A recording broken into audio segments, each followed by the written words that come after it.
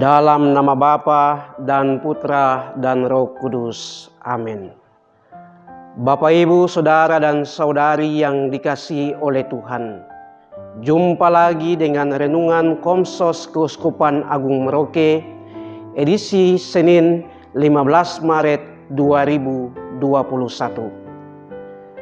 Bacaan Injil yang kita dengarkan hari ini diambil dari Injil Yohanes pasal 4 ayat 43 sampai 54 yang berkisah tentang Yesus menyembuhkan seorang anak pegawai istana.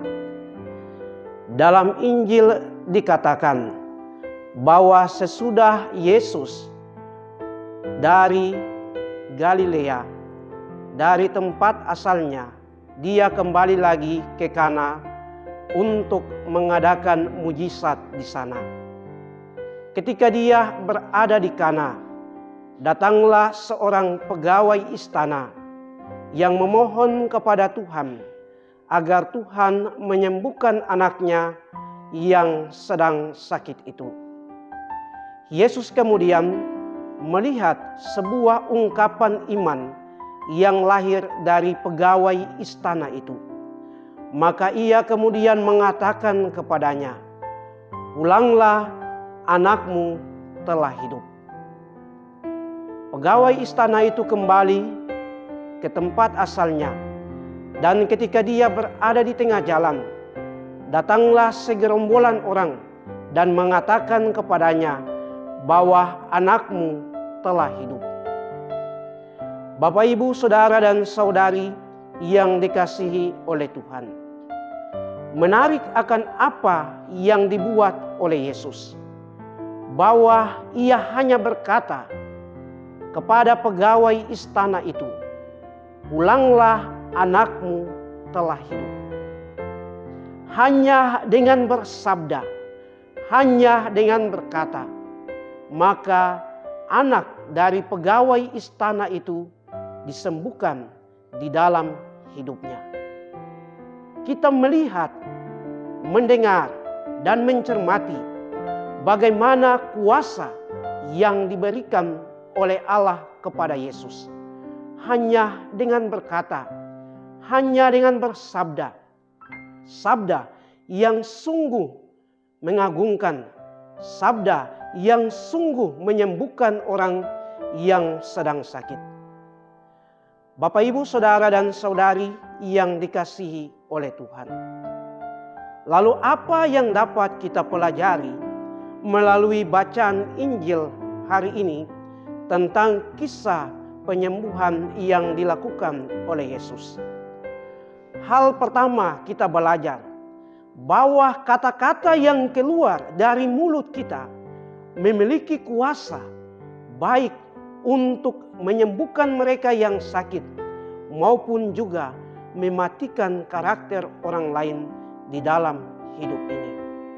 Maka kita diingatkan untuk selalu menyampaikan kata-kata yang baik, menyampaikan sabda yang baik, agar sabda yang keluar dari mulut kita sungguh menghantar orang untuk memperoleh kehidupan dan keselamatan yang dia butuhkan.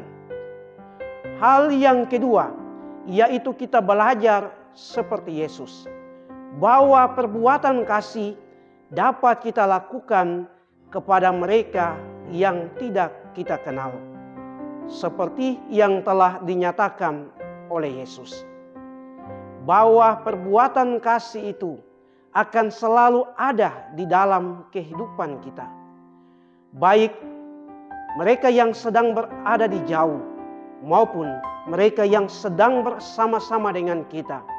Hendaknya perbuatan kasih itu selalu kita nyatakan di dalam hidup ini. Hal yang ketiga, yaitu kita belajar seperti iman pegawai istana tadi, bahwa dia sungguh percaya akan apa yang telah dilakukan oleh Yesus kepada anaknya. Dengan iman itu pula kita hendaknya percaya kepada Tuhan. Masa Prapaskah adalah masa di mana kita sungguh belajar untuk mawas diri, belajar untuk bertobat, dan belajar untuk menyerahkan hidup kita kepada penyelenggaraan kasih Tuhan. Biarlah masa Prapaskah ini semakin membantu kita untuk semakin beriman, semakin percaya, dan semakin menyerahkan hidup kita kepada Tuhan yang kita imani.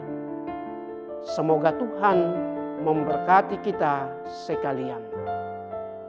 Dalam nama Bapa dan Putra dan Roh Kudus. Amin.